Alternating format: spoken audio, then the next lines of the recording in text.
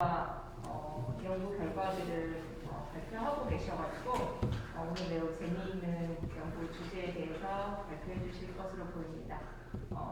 이승훈 교수님 준비되셨으면 저희가 박수로 맞이하고 질문을 시작하도록 하겠습니다. 네, 안녕하세요. 강의 지금 쉐어했는데 보이시나요, 혹시? 네, 저희 잘 보입니다. 네, 잘 보이시죠? 네, 그러면 시작을 하도록 하겠습니다. 저는 방금 소개받은 고려대학교 이승우라고 합니다. 잘 들리시죠? 지금 하면 되는 거죠? 네. 네, 시작하겠습니다. 네. 저는 방금 소개받은 고려대학교 이승우라고 합니다. 저는 고려대학교 전문대학원인 KU키스트 융합대학원하고 그리고 공과대학교의 융합에너지공학과에 같이 소속이 되어 있습니다. 예, 약간 낯설어가지고 제가 지금 당황하고 있는데 아무튼 예, 시작하도록 하겠습니다. 저는 화학공학과 학사 박사를 했고요. 그 다음에 포닥대는 기계공학, 그 다음에 어플라이드 피직스, 바이오 피직스에 있었고 14년도에 성균관대 부임해서 나노공학과랑 화학공학과에 있었고요. 지금은 또 이렇게 융합대학원하고 에너지공학과에 있습니다. 그러니까 제 경력에서 짐작하실 수 있듯이 제가 조금 여러 가지 융합된 형태의 연구를 하고 있고요. 특히 저는 화학이나 화공이나 재료공학과에서 다루는 재료를 이용을 해서 물리나 전자공학적인 문제를 풀려고 합니다. 특히 이제 광학적인 문제를 풀려고 하고요. 오늘 말씀드릴 내용도 그거에 대한 내용일 것 같습니다. 그래서 콜로이드는 나노 입자입니다. 나노나 마이크로 입자인데 유체에 잘 분산된 형태를 콜로이드라고 하고요. 또 하나 이제 키워드는 DNA입니다. DNA는 아마 잘 아실 건데 DNA 오리감이 조금 익숙하지 않으실 수 있거든요.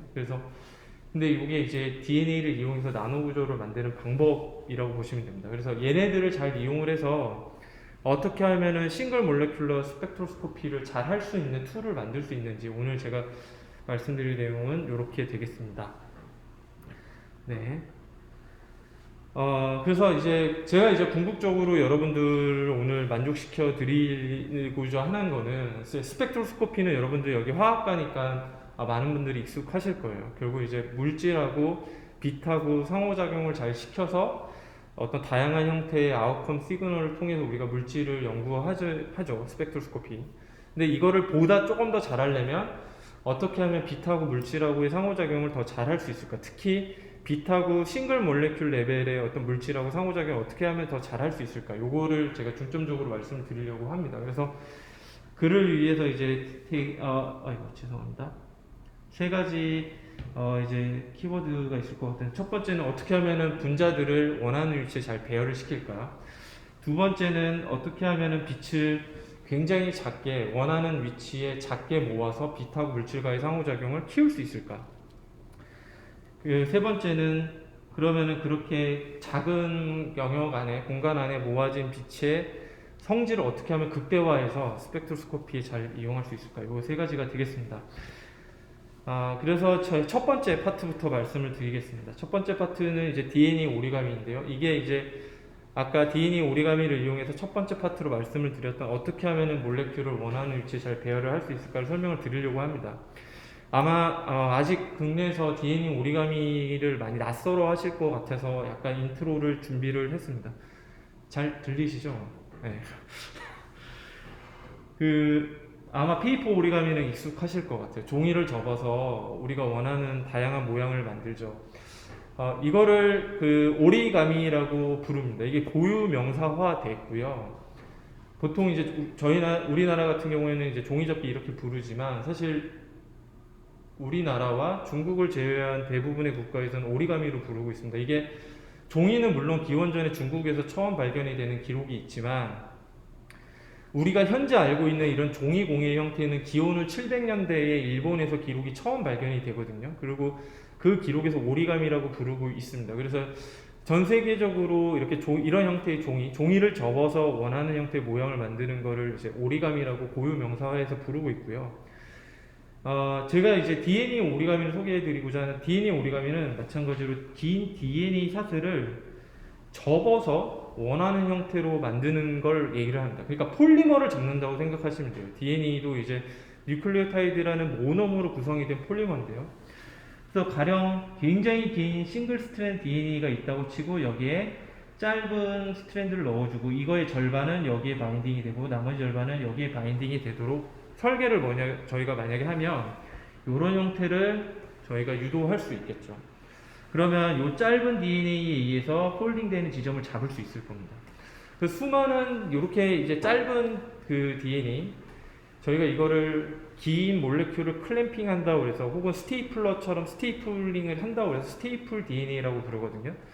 그래서 이것들을 수많은 DNA들을 넣어주게 되면 저희가 폴딩 포인트를 아비트러리하게 지정을 해서 분자를 접을 수가 있어요.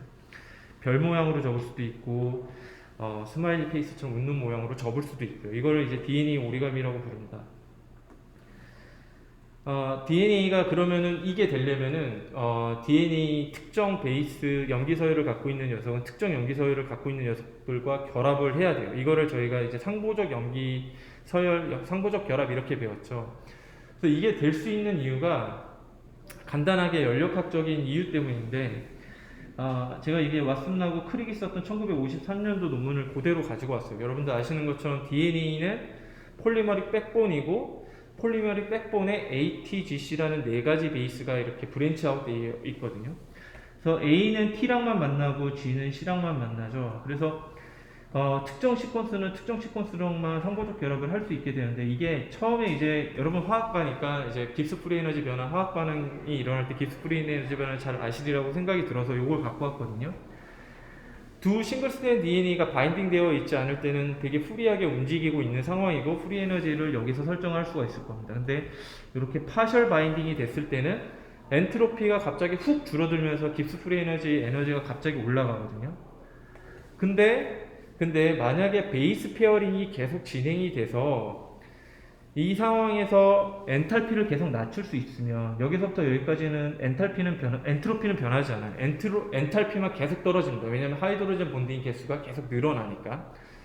그래서 싱글 스트랜드 DNA가 바인딩, 언바인딩, 리바인딩, 언바인딩, 리바인딩, 언바인딩을 계속 반복하면서 풀 바인딩이 될 때까지 계속 찾아갑니다. 왜냐면 이때가 엔탈피가 가장 낮아질 수 있거든요. 그래서 감소가 된 엔트로피를 컴펜세이션을 시키면서 엔탈피로 깁스 프리 에너지 전체를 낮출 수가 있습니다. 그래서 싱글 스트랜드 DNA와 싱글 스트랜드 DNA는 하이드로젠 본딩 개수를 최대화하려고 노력을 해요.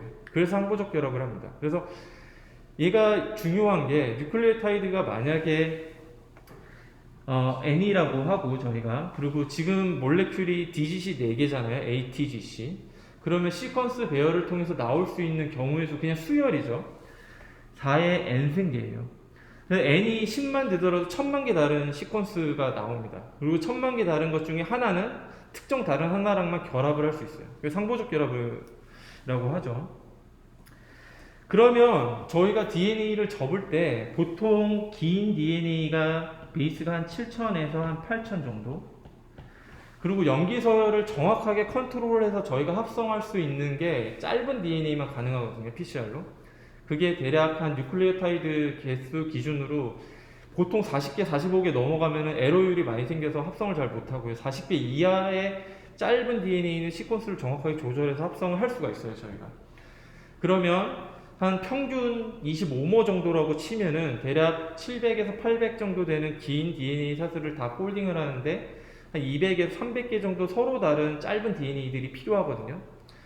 그래서 그걸 다 프로그래밍을 해서 저희가 긴 DNA 사슬의 폴딩 포인트를 여기 이렇게 잡을 수가 있어요. 그럼 계속 이렇게 접을 수가 있습니다. 이게 한북 그리기랑 똑같다고 보시면 돼요. 한북 그리기랑.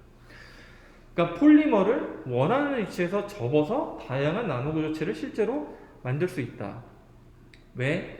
수많은 짧은 DNA들은 여기서 지금 제가 아까 말씀드렸던 것처럼 한 40모 이하의 짧은 DNA들은 서로 다 다른 시퀀스를 갖도록 할 수 있고 서로 정확한 위치에 그러면서 다른 위치에 다 바인딩이 되게 할 수 있거든요. 그래서 제가 무비를 하나 준비를 했는데요. 여기서 회색 라인이 긴 DNA 사슬입니다. 접힐. 그리고 짧은 DNA들은 다른 컬러로 이렇게 하이라이팅이 되어 있거든요. 그래서 짧은 DNA들이 클램핑 혹은 스테이플링을 하면서 긴 DNA 사슬들을 원하는 위치에 접어가는 거예요. 한북 그리기랑 똑같습니다. 디자인하는 거. 근데 몰레큘을 접는 거죠. 폴리머를 접는 거죠.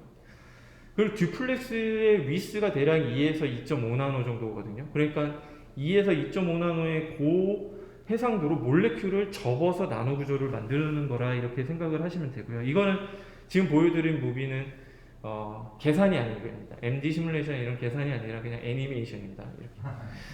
그래서 이렇게 긴 DNA 사슬을 접어서 이렇게 사각형 모양의 나노 구조를 만들 수 있고요.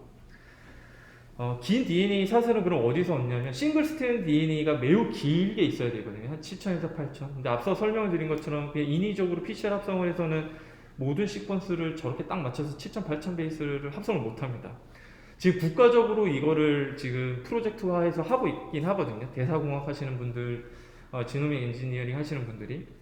근데 현재는 인위적으로 얻기 어려워서 M13 바이러스에서 뽑아내요. M13 바이러스 같은 경우는 싱글 스트랜드 DNA가 한 7,000에서 8,000 베이스 길이로 갖고 있어요. 그리고 걔의 지놈 시퀀스가 정확하게 알려져 있어요. 그래서 저희가 M13 박테리아 파지를 막 길러가지고 그 박테리아의 쉘을 녹이면 안에 있는 DNA들이 쏙 나옵니다. 그렇게 해서 얻고 있고요.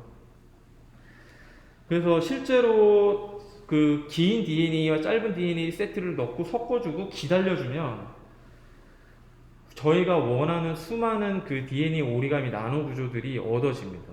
그래서 2006년도에 폴 로드먼드라는 칼텍의 천재가 이 방법을 처음에 개발을 해서 논문을 냈고, 이 방법이 정말 몰레큘 수준에서 모든 모양을 다 만들 수 있음을 강조하기 위해서 그 시그니처 이미지를 스마일리 페이스로 얻었어요. 스마일리 페이스로. 그래서 얘네들을 용액에서 섞어주고 기다려주면 어셈블리가 스스로 되는데, 얘를 마이카 위에 싹 뿌리고 AFM 이미지를 찍으면 이런 이미지를 얻을 수가 있습니다. 실제로 이게 실제 논문에 실렸던 이미지거든요.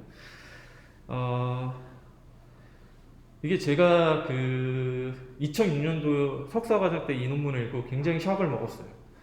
이러면 제 나이가 나오는데, 제가 석사 때 DNA를 안 하고 저는 박사 포닥 때부터 DNA를 했는데 너무 놀랍게 느껴졌어요. 여러 가지가 저한테 새롭게 다가왔는데, 첫 번째는 이게 레터럴 디멘션 100나노입니다. 100나노 입자예요. 입자의 모양을 근데 이 몰레큘러 레벨로 컨트롤 하는 거예요. 아무 모양으로. 정말 100나노 이하의 모든 모양이 됩니다. 그러니까 별, 사각형, 웃는 얼굴뿐만 아니라 저는 이제 학교 학생들한테 학교 로고도 만들어 보라. 그럼 해요. 네, 정말 다 나옵니다. 100나노 이하에. 그리고 이 쉐이핑의 레졸루션이 2에서 2.5나노라고 보시면 돼요. 이거는 듀플렉스, 그러니까 이중 나선의 위스입니다. 2에서 2.5나노. 그러니까 또 이걸 어떻게 보시면 되냐면, 뗏목 만드실 때 통나무를 이렇게 쭉 이어서 붙이잖아요. 끈으로 이어가지고 통나무와 통나무를 이어서 저희가 뗏목을 만드는데, 그 통나무 하나가 이중 나선 하나라고 보시면 돼요. 그러니까 얘네가 마치 레고의 빌딩 블럭 같은 거예요. 그래서 얘가 위스가 2에서 2.5나노이기 때문에 이런 100나노 이하의 쉐이핑이 이런 고해상도로 되는 거고, 이거는 현재 익스트림 UV 포토 리소그래피 스테이트 오브 아트 레졸루션보다 훨씬 좋은 겁니다. 인프렉틱스 EUV 리소그래피의 레졸루션이 지금 30에서 40나노거든요. 거기에 이제 멀티플 패터닝을 해야 10나노까지 가는 건데, 그 반도체 로드맵에서 2030년에 6나노까지 가겠다고 얘기는 하고 있어요. 그게 거의 어퍼 리밋, 로이스트 리밋이라고 보고 있거든요. 근데 그런 로드맵에 있는 로이스트 리밋 목표보다 훨씬 더 좋은 레졸루션이 가능하다. 그 다음에 재밌는 거는 DNA를 섞고 기다리면은 자기 스스로 이렇게 어셈블리가 됩니다. 이게 저희 랩은 사실 이런 몰레큘러 셀프 어셈블리도 하지만 포토리소나 이빈 리소그래피도 하거든요, 매일. 근데 제가 경험한 바에 의하면 그런 반도체 공정보다도 훨씬 더 릴라이블해요. 얘는 100% 서머다이나믹스에서 결정이 돼요. 모델에 맞춰 설계만 잘 되면 계절도 안 타고 온도도 안 타고 연구실 환경 기타 등등 사람 손도 안 탑니다. 그리고 이 DNA 오리가미 표면에 싱글 스테인 DNA를 빼서 얘를 마치 핸들처럼 쓰고 엔타인들이 붙어있는 다른 나노물질을 잡을 수가 있어요. 그러니까 몰레큘러 빵판 팩보드 역할을 할 수가 있습니다.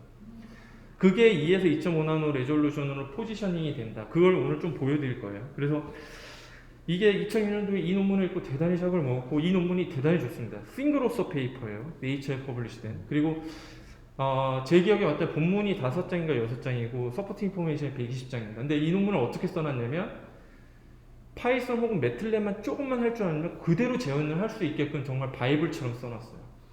대단히 좋은 논문이고 여기 이제 대학원생들이 많으실 테니까 영어 공부는 이 논문으로 그냥 하면 됩니다. 대단히 좋습니다. 그 정도로 좋은 논문이고 저희 연구실에서 그러면 실제로 하는 걸 좀 보여드릴게요. 몰레큘러 포지셔닝 실제로 되나? 저희가 설계한 거고요. 이렇게 이 실린더 하나가 이중나선 하나라고 보시면 됩니다. 그래서 포폴드 시메트리를 갖도록 설계를 했고 실제 이게 AFM으로 찍은 이미지인데 잘 보이죠? 설계한 대로. 여기 위에 몰레큘을 포지셔닝을 제가 해볼게요. 요렇게 DNA들을 이 오리가미 표면에 위치시켜 볼게요. 이게 이중나선이고 이중나선은 퍼시스턴스 렉스가 상당히 깁니다. 50나노. 굉장히 딱딱하다는 얘기예요. 그래서 오리가미 표면에 얘를 위치를 시키면 AFM 이미징만으로 이 몰레큘러 포지션을 정확하게 알 수가 있거든요. 요거를 저희가 헤어핀 이렇게 부릅니다. 헤어핀 DNA. 헤어핀 머리핀 같다고 해서. 그래서 여기에다가 딱 위치를 시키면 정확하게 보이죠. 위치시킨 대로. 지금 여기서부터 여기까지가 90나노 조금 넘었거든요. 원하는 위치에 가서 위치시킬 수가 있어요. 네, 다 있죠. AFM 이미지는. 요거를 조금 더 복잡하게 만들어 볼게요. 4개의 DNA 오리가미가 있고 여기 부분만 결합이 되게, 여기 부분은 여기 부분만 결합이 되게, 여기 부분은 여기 부분만 결합이 되게 하면 정확하게 이 방향대로 어셈블리가 되는 것을 보실 수 있어요. 그러니까 이게 몰레큘러 빵판 역할, 팩보드 역할을 한다는 거죠. 이게 몰레큘들을 잡기 위한, 그리고 원하는 위치에 보내기 위한 굉장히 좋은 툴이 됩니다, 실제로. 이거를 알고리즘믹 셀프 어셈블리라고 불러요. 일반 셀프 어셈블리랑 좀 틀린 거는 일반 셀프 어셈블리들은 빌딩 블럭이 있으면 그냥 피리어딕 어레이로 크리스탈라이제이션 되거나 어레이 되거든요. 그러니까 모든 빌딩 블럭들이 같은 인포메이션을 갖고 있어요. 피리어딕 어레이죠. 근데 알고리즘믹 셀프 어셈블리는 빌딩 블럭 하나가 빌딩 블럭 2랑 어셈블리 될 때의 인포메이션이 3가 와서 어셈블리 될 때 인포메이션이 전가가 됩니다. 이렇게 캐스케이티드로. 그래서 원하는 쉐입으로만 딱 어셈블리가 되고 어셈블리가 된 빌딩 블럭 내에서의 그 빌딩 블럭들은 서로 다른 정보를 갖고 있어요. 네. 그래서 같은 4개의 DNA 오리가미를 붙인 게 아닙니다. 지금 서로 다 다른 인포메이션을 갖고 있어요. 이거를 알고리즘믹 셀프 어셈블리라고 부릅니다.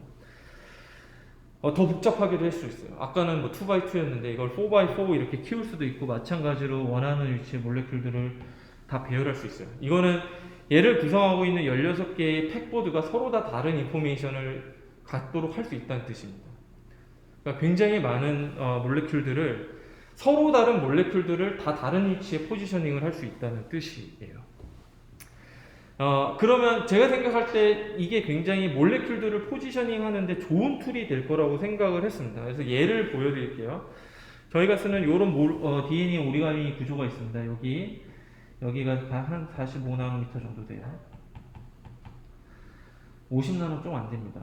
그리고 여기에 싱글 스트랜드 DNA를 이렇게 빼서 플로로포가가 달려있는 DNA를 잡을 수 있게 위치할 수 있거든요. 그러면 여기 위치에만 정확하게 플로로포 하나, 2개를 갖다 위치시킬 수가 있어요. 그리고 얘를 가지고 슈퍼 레졸루션 옵티컬 마이크로스코프로 이미징을 하면은 정확하게 위치한 대로 몰레큘이 위치해 있다는 걸 알 수 있어요. 플로로포 하나를 갖다 붙인 거예요, 이렇게. 이거를 확인할 수 있는 슈퍼 레졸루션 옵티컬 마이크로스코프 테크닉을 쓰는 건데, 여러분들 아시겠지만 그 슈퍼 레졸루션 옵티컬 마이크로스코프는 테크닉이 몇 개가 있습니다. 2014년도에 노벨 케미스트리가 슈퍼 레졸루션 옵티컬 마이크로스코프를 개발하신 분들한테 가셨죠. 그 스탠포드 화학과의 윌리엄 모너 교수님, 그 다음에 에릭 베치치 팜 개발하신 분, 그 다음 스테드를 개발하신 슈테판 햄, 요 세 분한테 가셨는데 그 중에 하나의 테크닉을 저희가 쓰고 있어요. 저희가 이제 페인트라는 걸 쓰고 있는데요. 그 페인트가 아니라 요 약자예요. 포인트 어큐뮬레이션 인 나노스케일 터모그래피라는 약자인데, 이게 스톰 혹시 들어보셨나요? 스토캐스틱 옵티컬 리컨스트럭션 마이크로스코프. 그 하버드 케미스트리의 샤오웨이 장 교수님이 하시는 건데 그거의 친구예요. 거의 똑같은 방법이거든요. 일반적으로 그 형광현미경 이미지를 찍으면 이렇게 얻어지거든요. 픽셀. 디프렉션 의미 때문입니다. 근데 얘를 이렇게 포지셔닝, 그러니까 포인팅을 이렇게 지정할 수가 있어요. 이거 잘 보이실지 모르겠는데 허연계 일반 마이크로스코프인데 이거를 페인트 혹은 스톰 테크닉을 쓰면은 붉은색 점처럼 훨씬 더 레졸루션을 좋게 할 수가 있습니다. 요거 간단하게 설명드리면 이거는 특별한 장비에 필요한 게 아니라 그냥 데이터 리컨스트럭션이거든요. 데이터 리컨스트럭션. 그래서 보통 플로로포가 에미션을 하면은 이렇게 분포를 합니다. 그래서 만약에 플로로포 두 개가 디프렉션 리밋보다 적은 거리를 유지를 하게 되면 에미션하는 두 개가 겹쳐서 보여서 분간이 안 돼요. 분간이 안 돼요. 그래서 저희 어떻게 하는 거냐면 플로로포 하나가 이렇게 에미션하는 거를 수학적 모델로 프로파일링을 할 수가 있거든요. 인텐시티 디스트리뷰션을 이거를 포인트 스프레드 펑션이라고 부릅니다. 그러면 플로로포 하나가 딱 블링킹을 해서 발광을 하면 이 펑션에 맞춰서 저희가 점을 이렇게 찍어요. 그리고 옆에 있는 녀석이 디프렉션 리밋보다 가까이 있더라도 이렇게 에미션을 하면 이 포인트 스프레드 펑션을 이렇게 포인트를 찍을 수 있어요. 점을 찍고 점을 찍고 점을 찍고 점을 찍고 이런 식으로. 그러면 이 에미션 되는 전체를 보지 않고 플로로포의 위치를 이렇게 특정할 수가 있습니다. 이게 몰레큘러 레벨로 가능해요. 그래서 옵티컬 마이크로스코프인데도 실제 이게 이미징이 슈퍼 레졸루션으로 가능하고 이 왼쪽에 있는 저희가 커스텀하게 빌드업한 페인트 셋업으로 이거를 하고 있습니다. 이게 컨디션이 좋으면 5나노 이하의 해상도도 가능한 겁니다. 그래서 이런 몰레큘이 실제로 몰레큘러 레벨로 포지셔닝이 DNA 오리가미 위에 되면 이걸 실제로 볼 수 있는 거죠. 이번에 조금 더 극한의 어떤 몰레큘러 어드레서빌리티를 보여드릴게요. 저희가 쓰는 이 원통형 형태의 DNA 오리가미 구조가 있거든요. 실제로 이렇게 원통형 형태고 듀플렉스가 이렇게 튜브가 쌓여져 있는 튜브가 듀플렉스를 이렇게 만 다음에 얘를 쌓은 형태라고 보시면 돼요. 이런 식으로. 다이어미터는 30에서 60, 90, 120 이렇게 컨트롤이 되고 멀티머라이제이션 됩니다. 그러니까 오리가미는 처음에 쓴 긴 싱글 스탠드 DNA 있죠. 접히는 그게 이제 M13 바이러스에서 얻을 수 있기 때문에 최대 길이가 한 8600, 8800 베이스로 정해져 있어요. 그 얘기인즉슨 걔를 접어서 만들 수 있는 구조의 볼륨이 그 긴 DNA 사슬의 길이에서 그냥 결정이 돼요. 그게 보통 2차원 구조 같은 경우에 한 100나노, 3차원 구조 같은 경우에는 한 30나노 바이 30나노 바이 30나노 이 정도거든요. 근데 아까 두 개를 이어붙이면 더 긴 것도 만들 수 있고 더 긴 지름, 여기는 지금 90나노 정도 지름 되는 거를 이때 하나가 20나노 높이밖에 안 되거든요. 근데 이걸 세 개를 또 이어붙이면 이렇게 큰 구조도 만들 수가 있고, 제가 이거를 보여드리면 많은 분들이 궁금해하시는 게 정말 균일하게 다 똑같이 만들어지냐. 네, 이게 진짜 하나도 이미지 처리하지 않은 TM 이미지거든요. 그래서 마음의 문을 잘 열고 네, 항상 의심을 하세요. 그래서 마음의 문을 잘 열고 모두 보면 똑같이 어셈블리가 되어 있습니다. 제가 이 이미지를 너무 좋아해서 저희 연구실 홈페이지 대문으로도 쓰고 있는데요. 이거 실제로 몰레큘을 위치를 시켜놓고 원하는 개수, 원하는 위치만큼 위치를 시켜놓고 아까 소개해드린 페인트, 슈퍼레졸루션 옵티컬 마이크로스코프로 보면은 그대로 보입니다. 예를 들어 30나노 지름에 6폴드로 몰레큘 6개를 위치시키면 그대로 보이죠. 여기 스케일바가 지금 31나노예요. 더 많이 해도 잘 조금씩 흐려지긴 하지만 잘 보이죠. 이런 거 보실 때는 좀 마음의 문을 열고 너그럽게 보셔야 돼요. 얼추 잘 되는구나 이렇게. 조금 더 극한의 경우를 보여드릴게요. 이 표면 1200개에 서로 다른 위치에 서로 다른 플로로포를 붙일 거예요. 1200개. 요 3디멘저널, 이게 일종의 몰레큘러 캔버스처럼 되는 겁니다. 이게 마음의 눈을 잘 열고 보시면 미니언즈처럼 보이지 않나요? 네. 또 이런 걸 보여드릴 때마다 항상 의심하는 게 정말 균일하냐. 이래서 임의로 얻은 이미지들을 다 캡처해가지고 일렬로 다 세워봤어요. 거의 다 똑같이 됩니다. 이게 사실 하나당 1200개 플로로포 다 다른 걸 다른 위치에 갖다 붙여오는 거거든요. 근데 놀랍게도 이 정도면 매우 균일한 편이다 라고도 그렇게 봐주시면 될 것 같습니다. 네, 실제로 랜덤하게 캡처해서 보면은 거의 다 똑같이 되고 있어요. 그래서 이게 제가 알고 있는 방법 중에서 몰레큘을 원하는 위치에 딱 포지셔닝 시킬 수 있는 가장 효율적인 방법입니다. 연력합종 모델을 그대로 맞아 들어가고요. 자, 몰레큘을 포지셔닝하는, 몰레큘러 레졸루션으로 포지셔닝하는 거는 여러분들에게 조금 만족을 시켜드렸을 거라고 생각을 하고, 빛을 그러면 어떻게 스키즈해서 몰레큘 레벨로 이렇게 잘 모을 수 있는지, 몰레큘러 볼륨으로, 그러니까 나노메트릭 볼륨 혹은 피코 볼륨까지 빛을 스퀴즈할 수 있어야 되거든요. 근데 이게 그렇게 생각보다 쉬운 일이 아닙니다. 특히 우리가 스펙트로스코피에서 쓰는 옵티컬 프리퀀시 대역의 빛, 여기서 옵티컬 프리퀀시는 UV, 비저블, NIR 대역을 보통 이제 저처럼 플라즈모닉스나 메타물질하는 광공학자들은 옵티컬 프리퀀시라고 부르거든요. 그럼 파장이 대략 뭐 300에서 한 1.5 마이크로미터 정도 되는 큰 파장을 갖고 있는 녀석을 2나노, 3나노 레터럴 디멘전에 스퀴즈해서 이렇게 줄여줘야 돼요. 근데 보통 여러분들이 알고 있는 회절한계는 파장의 반파전만큼 빛을 모을 수 있다고 하죠. 그래서 여러분들 랩에서 있는 옵티컬 마이크로스코프의 레졸루션이 보통 정말 좋은 컨디션에서 찍어야 수백 나노가 나올 겁니다. 근데 그것도 상당히 좋은 옵티컬 마이크로스코프여야 되고, 오브젝티브 렌즈의 NA가 뭐 1.5, 1.8 넘어가야지 그렇게 나오고요. 인프레틱스는 보통 마이크론으로 가야 되거든요. 옵티컬 마이크로스코프에. 그럼 빛을 어떻게 모을 거냐는 거죠. 몰레큘러 볼륨만큼. 이게 조금 수식을 조금만 얘기할게요. 아주 조금만. 보통 물리학회 가면 훨씬 더 많이 수식을 푸는데 수식 얘기를 아주 조금만 하겠습니다. 빛과 물질과의 상호작용이 어떤 파라미터들이 관여하는지를 조금 이해하실 필요가 있어요. 이 문제를 풀려면. 일렉트릭 퍼미티비티, 마그네틱 퍼미어빌리티, 뭐 카이럴리티 이렇게 오늘은 세 가지만 소개를 해드릴 건데 이게 다는 아닙니다. 넌리니어리티라든지 뭐 기타 등등 여러 가지 변수가 더 들어가야지 완전히 빛과 물질과의 상호작용을 설명할 수 있는데 오늘은 요 세 가지, 그리고 지금은 딱 요것만 더 설명을 드리려고 해요. 뒤에 두 개는 조금 이따가 설명드리겠습니다. 일렉트릭 퍼미티비티는 빛은 전자기파잖아요. 전기장과 자기장의 파동. 그러니까 빛과 물질과의 상호작용을 굉장히 심플하게 이해하는 방법은 전기장 파동이 물질하고 얼마나 많이 상호작용하는지, 그게 이제 첫 번째 일렉트릭 퍼미티비티 이렇게 부릅니다. 입실론으로 표현을 하고요.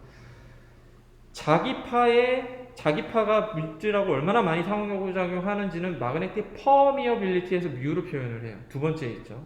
이 두 개가 시너지스틱하게 컴바이닝 돼서 나오는 게 카이럴리티입니다. 그럼 첫 번째 퍼미티비티 볼게요. 전기파가 빛이 이렇게 갈게요. 저희 빛이 가는 방향은 K로 표현하고 이 필드가 이렇게 위아래 하면서 파동 형태로 가죠. 근데 이 빛과 물질과의 상호작용은 빛과 물질 내 전자랑 어떻게 상호작용하는지로 결판이 나거든요. 결판이.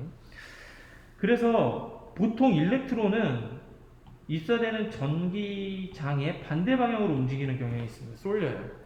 그래서 여기 뉴클레우스 이거 있고 빨간색이 뉴클레우스로 표현한 겁니다. 이게 제 학생이 그려준 건데요.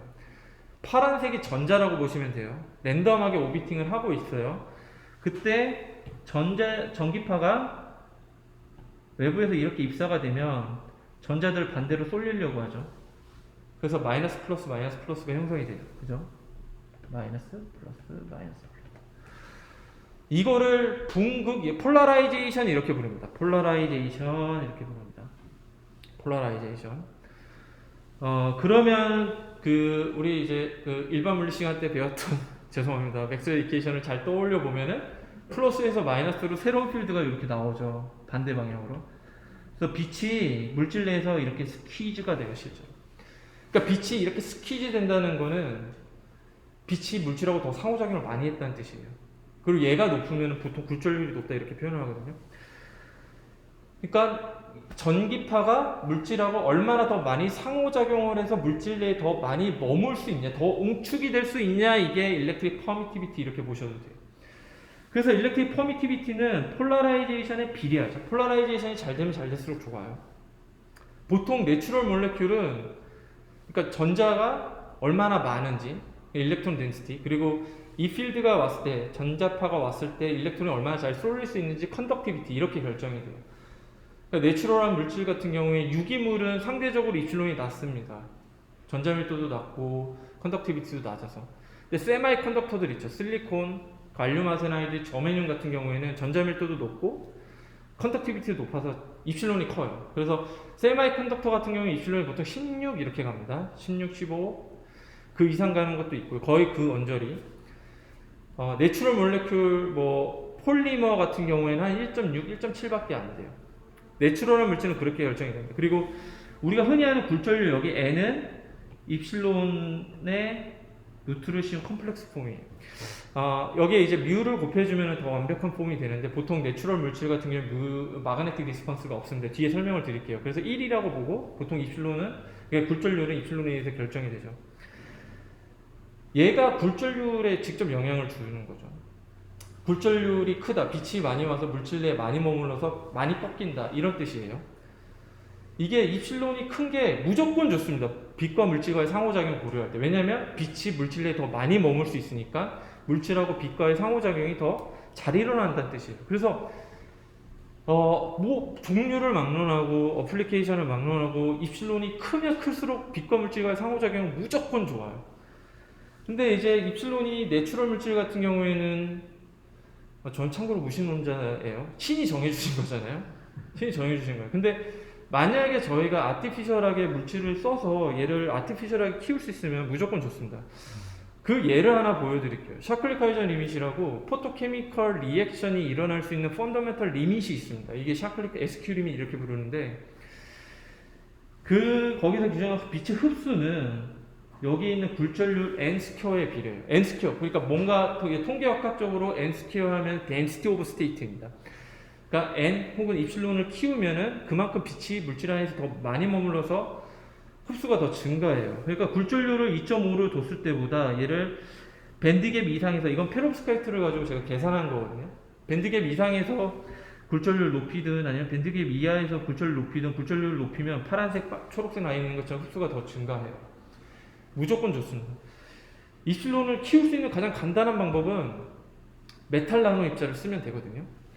이렇게 큐블러 쉐입의 메탈 나노 입자가 있고 빛이 이렇게 조사가 되면 마이너스 플러스가 형성이 되겠죠. 근데 메탈이에요. 자유전자가 훨씬 많단 말이죠. 유기물이나 반도체보다. 그리고 컨덕티비티도 훨씬 좋죠. 그러니까 폴라라이제이션이 상당히 세게 나와요. 더불어서 두 개를 이렇게 가까이 갖게 되면 플러스 마이너스에서 여기서 추가로 폴라라이제이션에 추가로 캐패시턴스가 걸립니다. 축전 효과가 걸려요. 마이너스 플러스가 서로 만나고 싶어서 계속 땡기죠. 근데 물리적으로 분리돼 있어요. 근데 계속 만나고 싶어요. 그래서 플러스 마이너스 계속 어큐뮬레이션이 됩니다. 이거를 캐패시턴스 이렇게 불러요. 그래서 빛이 여기서 갑자기 이렇게 커지죠. 갭을 8나노에서 1나노로 줄이면 빛이 훨씬 더 많이 스퀴즈 되면서 입실론이 급격히 커집니다. 실제로 요 50나노 정도 되는 메탈 나노 큐브의 갭을 8나노에서 1나노로 줄이면 입실론이 이렇게 증가하는데요. 여기 곱하기 10의 2승을 해줘야 돼요. 그러니까 지금 보시는 게 500까지 커질 수가 있습니다. 아까 내추럴한 물질에서 얼마 커질 수 있다고 했죠? 15, 16? 익셉셔널하게 커질 수 있어요. 500 이렇게. 근데 중요한 거는 입실론을 키우는 건 좋단 말이에요. 이렇게 메탈 나노 콜로이드를 써서. 이건 계산 결과입니다. 구현은 아직 못했어요. 빛을 잘 모아줘야 되잖아요. 작은 공간에 몰레큘러 볼륨에.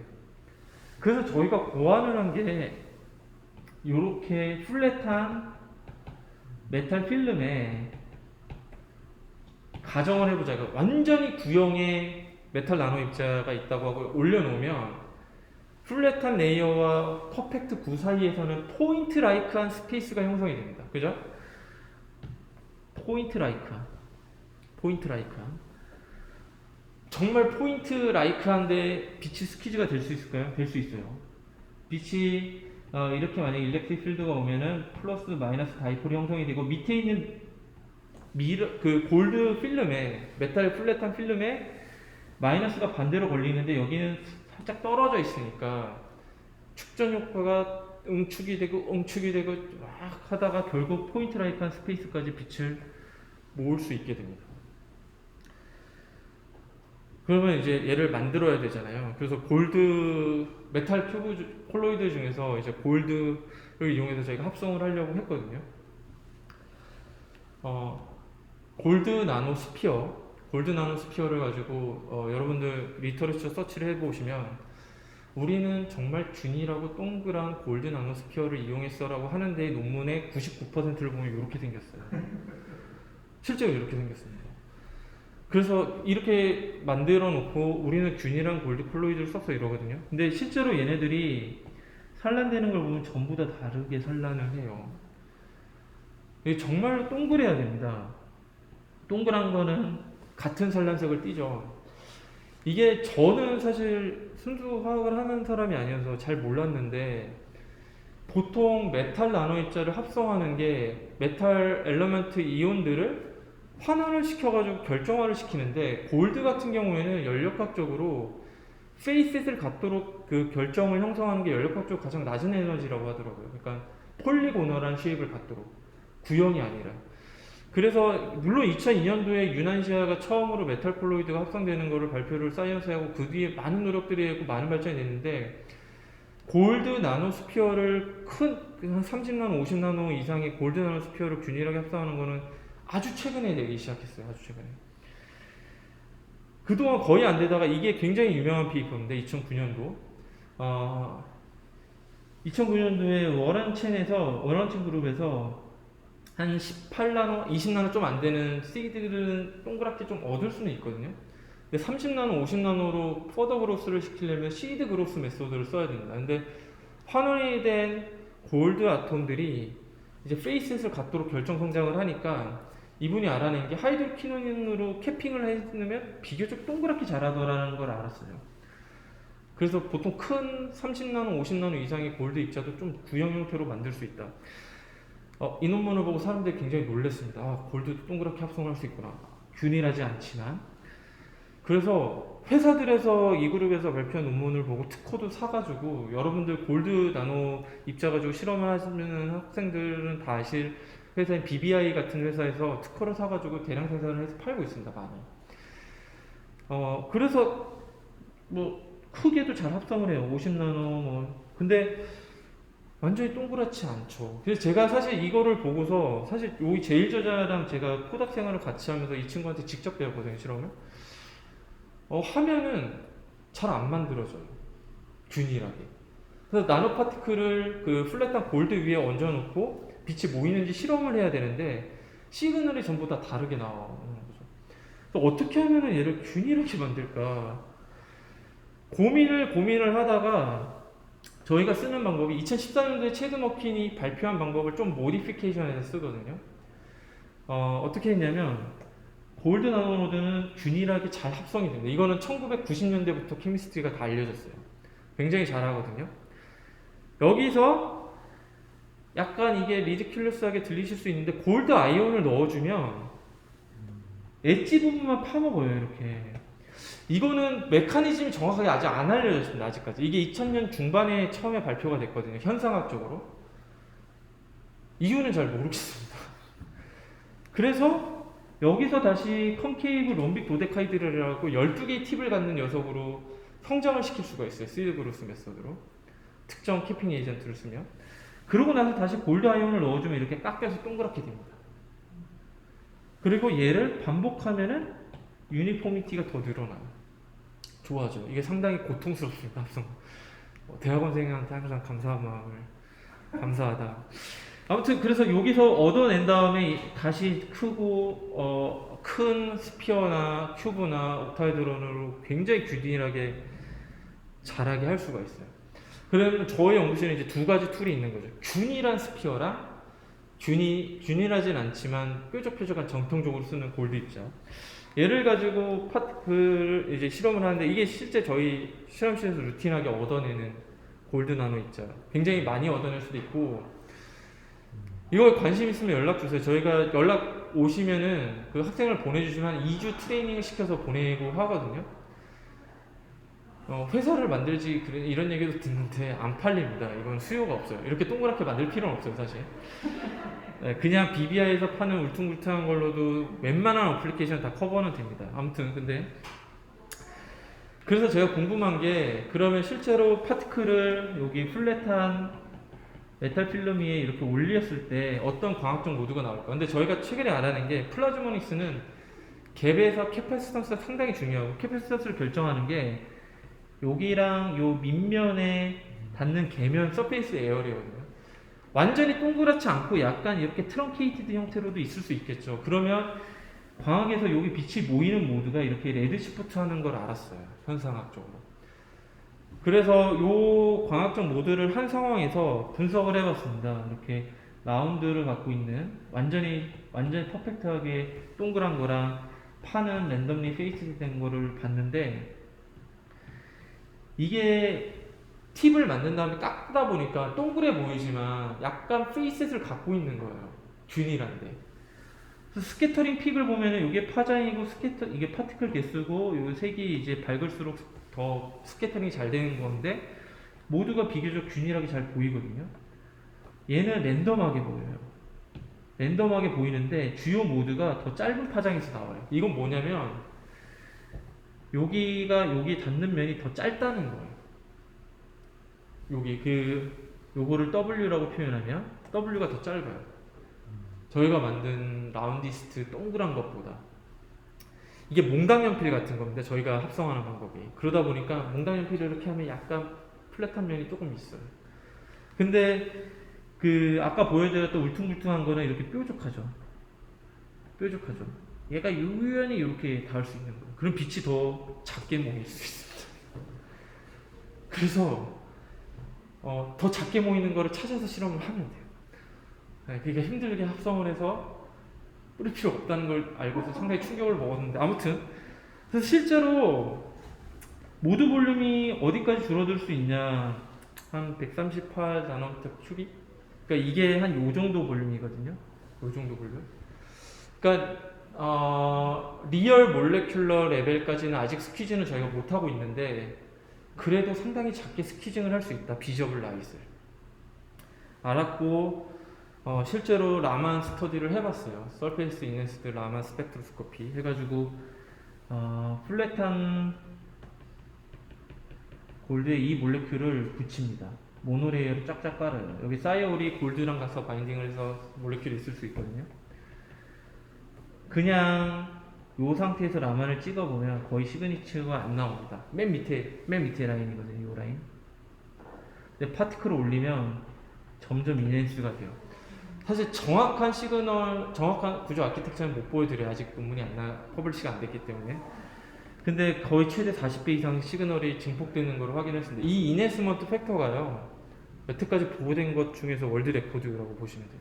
그러니까 진짜 빛이 굉장히 작은 볼륨에 나노미터 볼륨으로 스퀴즈가 될 수 있고 거기에 모인 몰레큘들하고 상호작용을 실제로 크게 했다는 거거든요.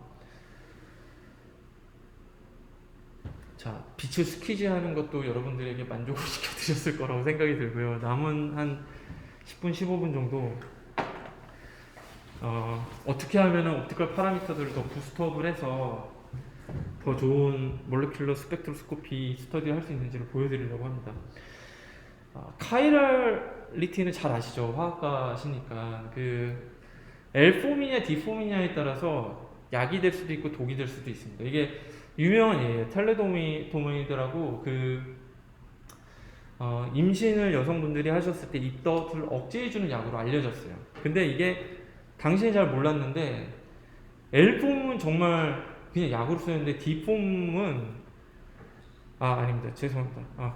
그냥 레프트 핸디드로 할게요. 레프트 핸디드 같은 경우에는 정말 약인 게 밝혀졌는데 라이트 핸디드 같은 경우에는 독으로 밝혀졌는데 심지어 이 기형아가 나중에 밝혀졌습니다. 근데 기형아가 다 똑같은 형태로 나왔어요. 팔다리가 짧은 형태로 아기들이 나오면서 처음에는 원인을 모르다가 이제 텔레도마이드를 복용하신 분들에게서 이게 반복적으로 나타난다는 게 확인이 됐고 추후에 이제 핸드니스에 따라서 그냥 약일 수도 있고 독일 수도 있다는 게 밝혀졌습니다.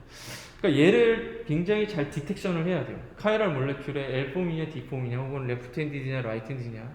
근데 이게 어려운 게 보통 빛과 물질과의 상호작용은 센싱을 하고자 하는 그 물질의 캐릭터리스틱 랭스랑 파장하고 얼마나 가까운지 먼지에 따라서 좀 달라지거든요. 그러니까 예를 들어서 미세먼지 많은 날에 하늘이 뿌옇게 보이는 이유는 미세먼지들의 크기가 가시광 파장하고 비슷하기 때문에 산란이 커서 그런 거거든요. 네. 그러니까 수백 나노나 혹은 그 이상 되는 마이크론 스케일의 입자들이 입사되는 빛하고 그 다이폴을 잘 형성하고 프리퀀시 맞춰서 레저넌트 스캐터링을 많이 하죠. 이거 미산란 이렇게 불러요. 혹은 그 오브젝트가 파장보다 조금 작으면 라일리 산란이라고 합니다. 하늘이 파랗게 보이는 이유. 근데 분광에서는 옵티컬 프리퀀시보다 몰레큘 크기가 훨씬 작다 보니까 서로 인터랙션 하는 정도가 상당히 적어요. 상당히 적습니다. 그래서 몰레큘의 크기를 R이라고 할게요. 카이랄 몰레큘. 우리가 고려하는 스펙트로스코피에 쓰이는 파장보다 훨씬 작다는 거죠. 그래서 몰레큘이 굉장히 적은 양의 빛만 흡수를 합니다. 그러다 보니까 어떻게 하냐면요. 보통 몰레큘이 빛을 흡수하는 정도는 몰레큘 흡수 개수, 그러니까 업섭션 크로스 섹션이라는 게 있습니다. 얘가 매우 작아요, 보통. 그래서 얘랑 업섭션은 그 흡수 개수뿐만 아니라 분자의 개수랑 빛의 세기에 비례해요. 빛의 세기를 만약에 고정하면 우리가 늘릴 수 있는 거는 센싱을 할 때 분자의 개수죠. 그래서 카이럴리티를 측정하는 가장 유명한 방법이 이제 서큘러 다이크로이즘이라는 건데요. 이렇게 빛이 투과하는 큐벳을 굉장히 크게 밀리미터 혹은 그 이상 스케일로 해서 여기 분자가 많도록 이렇게 설계가 되어 있어요. 그래서 CD를 찍어보신 분들은 아시겠지만 보통 그 타겟 몰레큘을 미리몰라 농도 스케일로 분산을 해놔야 시그널이 좀 잡히거든요. 근데 뭐 예를 들어서 L폼이냐 D폼이냐 이거를 훨씬 더 높은 스케일의 센시티비티, 훨씬 더 높은 센시티비티 측정할 수 있으면은 사실 굉장히 좋을 거라고 생각을 합니다. 그러면은 똑같이 라이트 핸디드 서큘러 폴라라이즈드 빔과 레프트 핸디드 서큘라이즈드 폴라라이즈 빔, LCP, RCP 이렇게 부릅니다. 평광. 이 두 개의 흑강도 차이로 저희 CD를 찍는데 몰레큘을 키울 수도 없고 빛의 인텐시티를 만약에 고정되어 있다고 하면 방법은 몰레큘을 키울 수 없으니까 이 빛을 분자 레벨로 굉장히 스키즈를 해서 잘 모아주는 거예요. 그러면 훨씬 더 높은 민감도로 측정을 할 수 있지 않을까. 제가 그래서 카이랄 라이트와 몰레큘의 인터랙션을 얘기를 하려고 그러는데 이게 카이랄을 설명할 때 어떻게 할까 고민 많이 하다가 제가 강의하는 유체역학 책에서 스트레스 텐서 설명하는 거, 이게 마지막 아닙니다. 식이 조금 더 나오긴 하는데 스트레스 텐서에 이거는 이제 노멀이고요. 시어 스트레스, 나머지는 시어인데 얘네들이 이렇게 시메트릭해요. 이게 무슨 얘기냐면 텐서니까 두 가지 방향을 명시하죠. IJ, JI. 이게 요렇게 같다는 뜻이거든요. 그러면 IJ는 가령 이렇게 돌리는 거고 JI는 이렇게 돌리는 거예요. 그러니까 여러분들이 미케닉스를 배우실 때 스트레스 텐서는 시메트릭하다고 배웠는데 이거의 물리적 의미는 앵귤러 모멘텀이 컨저베이션 된다는 겁니다. 이거 사실 잘 연결을 못 시키더라고요, 학생들이. 앵귤러 모멘텀은 컨저베이션 됩니다. 다른 모멘텀과 마찬가지로. 이거를 전자기하게 갖고 와서 수학적으로 익스텐션을 시켰던 분이 계세요. 1964년도에 똑같은 앵귤러 컨저베이션을 전자기하학적으로 해석을 해서 수학적으로 풀었습니다. E가 있고 이너 프로덕트를 시키는데 여기에 있죠. 이게 뭐냐면은 이 필드를 이렇게 돌린다는 거거든요. 페러데이 로입니다. 페러데이 로. 그러면 이게 사실상 마그네틱 성분이에요. 마찬가지로 얘 일렉트릭 성분이에요. 얘 암페러 법칙이거든요. 두 개가 프로덕트를 해서 값이 나오면 앵귤러 모멘텀이 컨저베이션 했는데 당시에는 이거를 앵귤러 모멘텀이라고 혹은 카이럴리티라고 지칭은 안 했어요. 그냥 수학적으로 이렇게 증명이 되더라 해서 끝났습니다. 수학자입니다. 요 저자가 리프킨이. 근데 잘 보시면 이 값이 나오려면 E랑 마그네틱이 서로 커플드가 돼야 돼. 이너 프로덕트에서 값이 나와야 돼. 근데 여러분도 아시겠지만 빛이 이렇게 가면 E가 이렇게 있으면 H는 요 수직으로 이렇게 있거든요. 서로 수직이에요. 어쏘고널해요. 커플링이 안 돼요. 커플링을 시켜야지 나오는 겁니다. 이게 이 저자조차 자기가 했던 일의 중요성을 잘 몰랐던 것 같아요. 사이테이션이 안 됩니다. 굉장히 오랜 기간 사이테이션이 안 됩니다. 안 되다가 2010년도에 뭔가가 일어나죠. 2010년도에 뭔가가 일어났다는 뜻입니다. 이거는 2010년도에 이 페이퍼가 나왔어요. 여러분 케미스트리에 계시니까 하버드 케미스트리의 아담 코엔 아실 건데, 아담 코엔이 이거를 재해석을 했습니다. 2010년도에 요렇게. 그래서 H랑 E랑 커플링을 시키려면 오소고널리티를 깨주면 되잖아요. 그 깨주는 거는 하나, E나 혹은 H, 특히 H를 디페이지 시키면 돼요. 디페이지. 그래서 이게 페이지 디퍼런스거든요. 그러면 어떻게 되냐면 E랑 H는 항상 이렇게 울트라맨처럼 이렇게 같이 가야 되는데 하나가 뒤로 밀리는 거예요.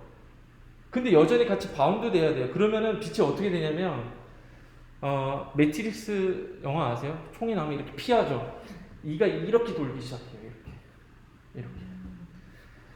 이게 이제 옵티컬 카이랄이 어떤 폼을 갖고 있냐. 그러려면 H를 잘 유도를 해야, 마그네틱 성분을 잘 유도를 해줘야 됩니다. 결론이. H를 어떻게 잘 유도하냐. 여러분 이미 화학자시니까 잘 아실 거거든요. 마그네틱 필드를 누르면 전류가 이렇게 돌죠. 아로마틱 링에 파 일렉트론이. 그러면은 마그네틱 필드가 새롭게 인듀스가 돼요. 여러분 이거 NMR 스터디에서 확인하실 수 있어요. 스핀이 형성이 되니까 반대로 확 돌렸다가 릴렉세이션 타임을 프리트랜스폼 하면 여러분들 아는 그 NMR 픽이 나오는데 그대로 나옵니다. 근데 문제는 내추럴 몰레큘은 빛의 파장보다, 우리가 고려하는 빛의 파장보다 너무 작다는 거예요. 작다는 겁니다. 그러니까 일렉트론이 빛이 이렇게 오더라도 계속 이 필드가 위쪽을 향하고 있는데 조금 갔다가 가만히 계속 있어야 돼요. 그러고 나서 이 필드가 플립이 되면 반대로 이렇게 움직일 수 있어요. 너무 작아서 거의 스태틱합니다. 그러니까 폴라라이제이션이 너무 작아요. 그리고 내추럴 몰레큘 일렉트론 덴시티가 낮습니다. 그러니까 H를 아티피셜하게 키워야 되는데 옵티컬 프리퀀시에서 사실 마그네티즘이 거의 없다고 보시면 돼요. 내추럴 물질들은. 어떻게 하면 키울까? 아티피셜한 골드 콜로이드를 쓰자는 거죠. 맞죠? 이렇게 쓰면은 링 인클루전이 이렇게 형성이 되죠. 그러면 마그네틱 필드가 상당히 세게 여기가 돼요. 상당히 세게. 계산 결과입니다. 얘는 입사되는 인시던트 앵글 등등의 인디펜던트 하질 않죠. 근데 사리디하게 만들면 인디펜던트하게 할 수 있어요. 아티피셜 몰레큘. 그러면 실제로 저희가 논문을 준비하고 있었는데 작년에 발표가 됐어요. 이런 골드 아톰을 이렇게 이어서 만드는 메타 몰레큘이 실제로 옵티컬 카이럴티가 굉장히 세게 나옴이 확인이 됐습니다. 실제로. 그러면은 카이럴리티를 갖고 있는 빛을 굉장히 작은 나노 스케일에 모을 수가 있는 거예요. 실제로. 잠깐만요. 배터리가 없다고 나오는데 제가 이거 꽂아놓는 게 안 되나 보네요. 네. 잠깐만요. 이게 왜 안 되고 있었지?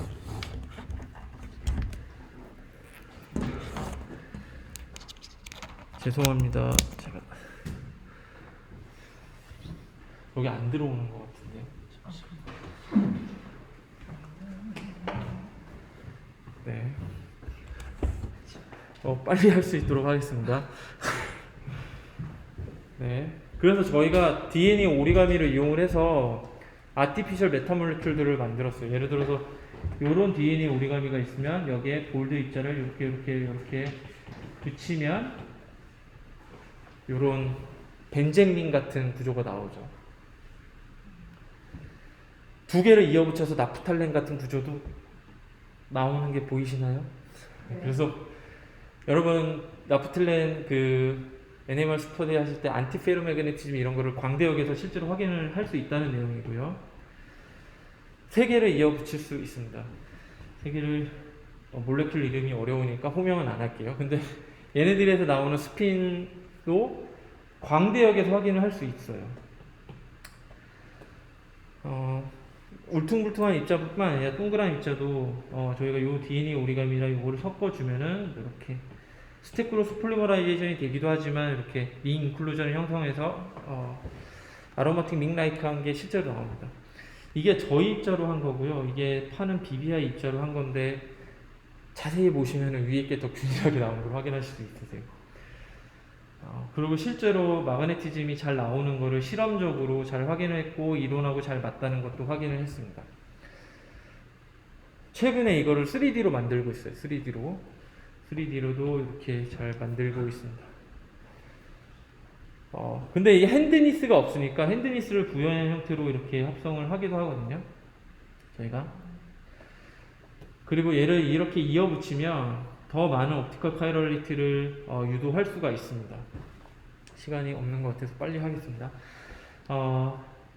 근데 저희가 최근에 안 건데 이렇게 파티클을 이어붙이게 되면 라디에이티브 로스에서 파티클 클러스터 하나에서 여기 된 게 타고 가면서 로스가 생겨가지고 실제로 하나보다 체인일 때 카이럴티가 떨어지는 걸 확인을 하긴 했어요. 이거 이유는 저희가 요 논문에 자세히 이론적으로 써놨는데, 그래서 사실 이렇게 파티클 형태의 카이럴 몰레큘보다 이렇게 컨티뉴어스한, 최근에 남기태 교수님, 서울대 남기태 교수님이 컨티뉴어스한 것도 합성할 수 있음을 보여줬거든요.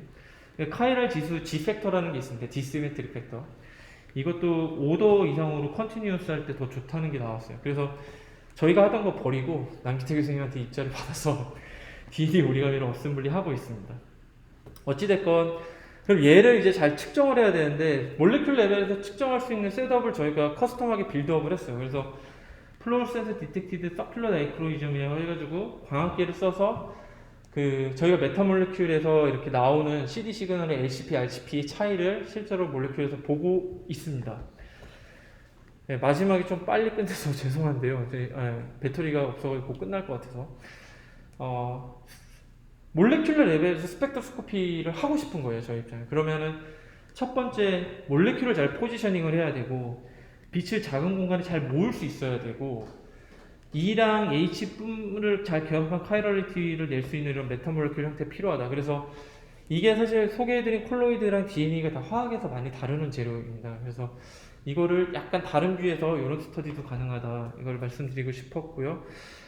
저희가 사실 고대 KU 포토닉스 센터라는 데서 2년 전에 기초연구실 과제를 카이럴 주제로 수주를 하면서 이 연구를 저희가 본격적으로 하게 됐어요. 그래서 이렇게 연구를 진행해 오고 있습니다. 마지막에 좀 급하게 끝내드려서 죄송하고요. 잘 들어주셔서 감사하고요. 많이 졸리셨을 텐데. 예, 감사합니다.